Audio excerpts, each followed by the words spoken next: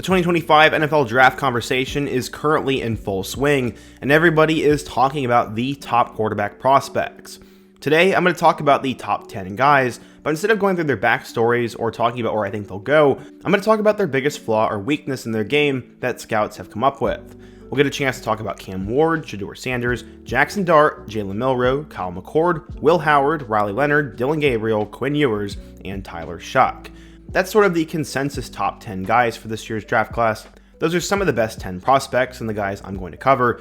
But before we get started, if you're a big fan of college football, be sure to subscribe to the channel, leave a like if you want to support today's video, and let me know what player, team, topic, or situation I can cover next. Now let's get started and talk about the biggest flaw in every major quarterback prospect.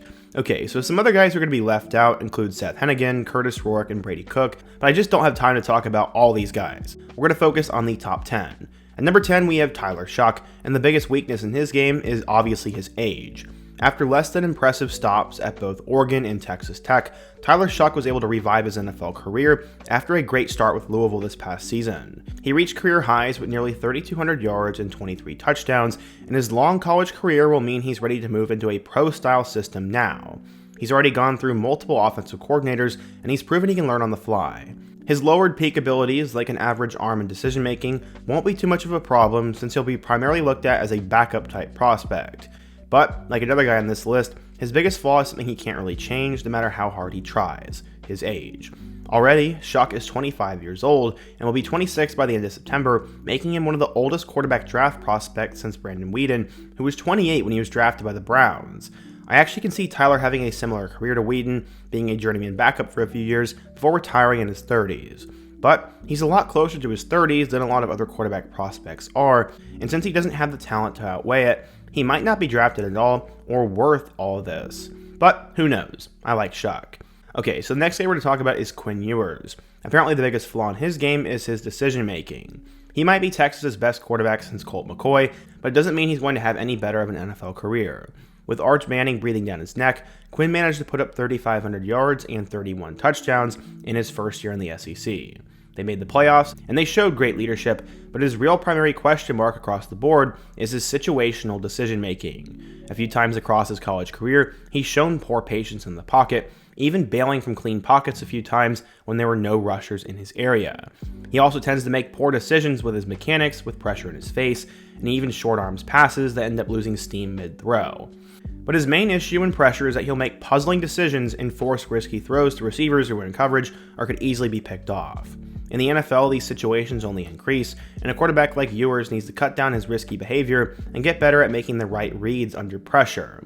But again, who knows? Up in front of him is Dillon Gabriel, and his two biggest flaws are that he's both older and smaller. He obviously had a great college career, spanning from UCF to Oklahoma and last year at Oregon. Over the course of his 6-year college football career, he threw for nearly 19,000 yards, 155 touchdowns, and 32 picks, as well as over 1,000 yards and 22 scores on the ground. He's been in multiple offenses with multiple offensive coordinators and is ready to move around from team to team in the league. The greatest problems with him, though, are the things he can't be coached or changed, as that is his age and his size. Dillon will be 24 by the time of his drafting, and will be 25 by the end of his rookie season. This makes him one of the oldest rookies in the draft. On top of that, he's currently listed at 5'11" and only around 200 pounds, making him an injury risk with a questionable arm, and with the potential to have a lot of balls batted down at the line of scrimmage in a pro style of offense.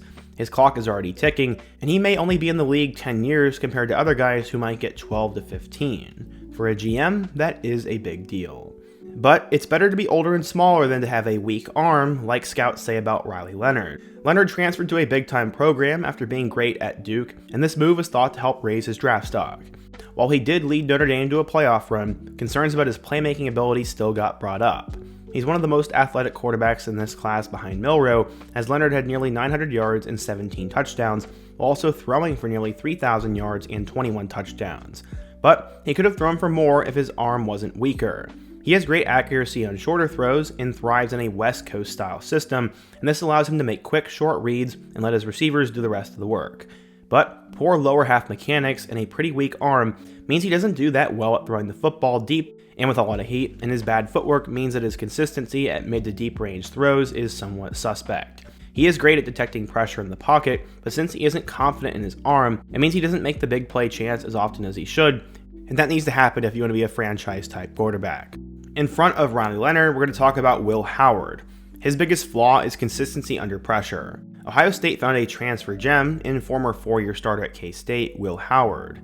He flourished with an upgrade at the receiver spot and actual offensive line talent, and this would take him to a national championship. But a lot of his mechanics and decision-making under pressure actually regressed from his last year at K-State into his first year at OSU.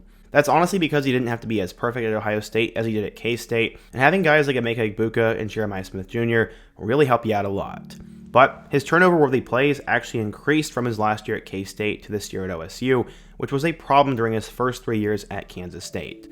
Another problem that resurfaced was his lower body mechanics during dropbacks, which could lead him to not being able to fully follow through on throws, which can also create turnovers. He also got worse at looking off defenders, and most of these issues happen when he's being pressured.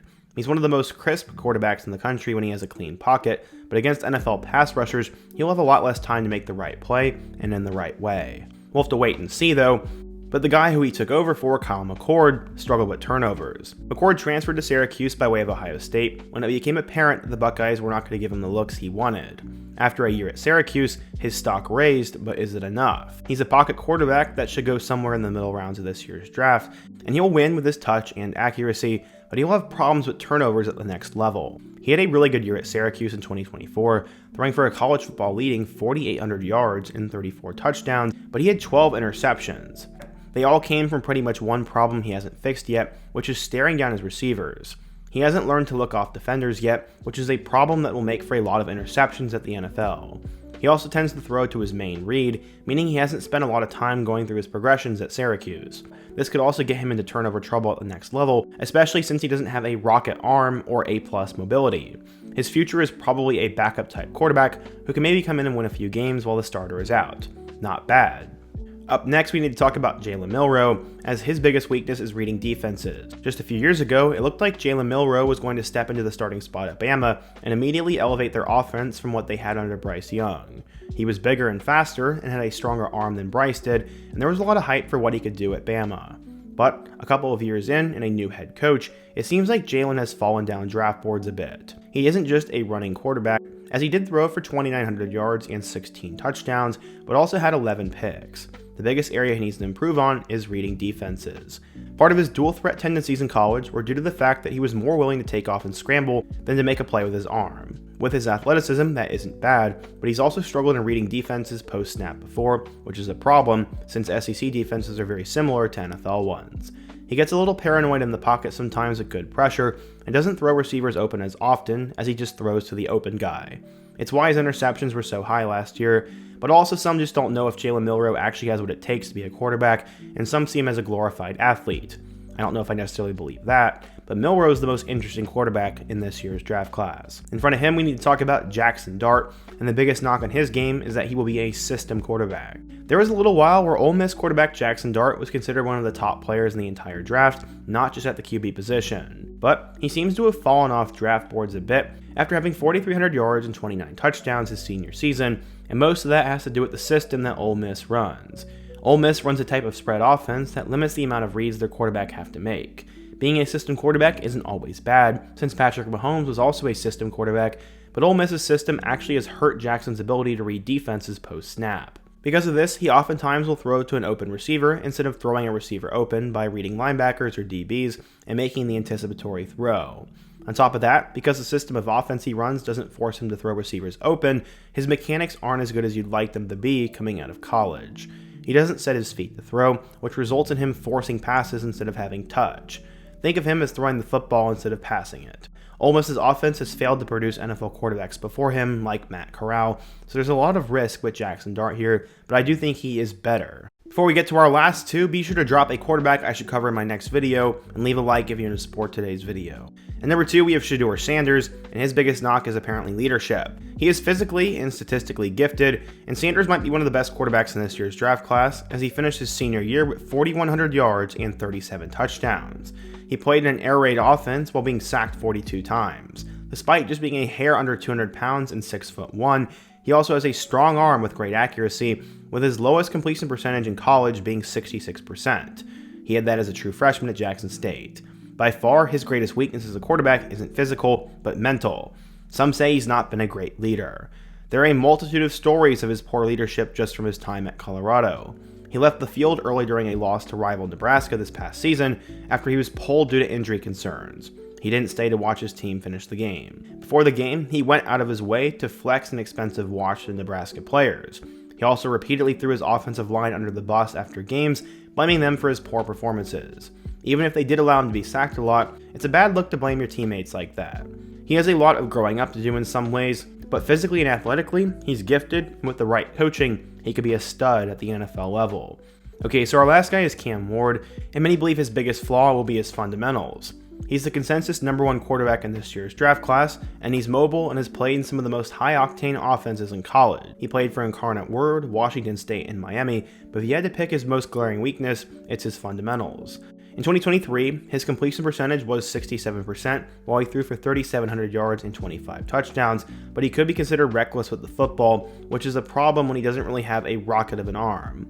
He finished his senior year at Miami, going 18 of 43 on deep passes, mostly due to poor mechanics and fundamentals in his lower body. Pretty much every one of his throws is off platform, which in the NFL could make for a lot of turnovers.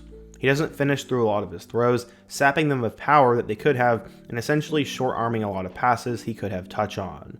Without his back leg following through, he loses out on a lot of accuracy too. Essentially, he plays like a gunslinger despite not having the rocket arm to do so.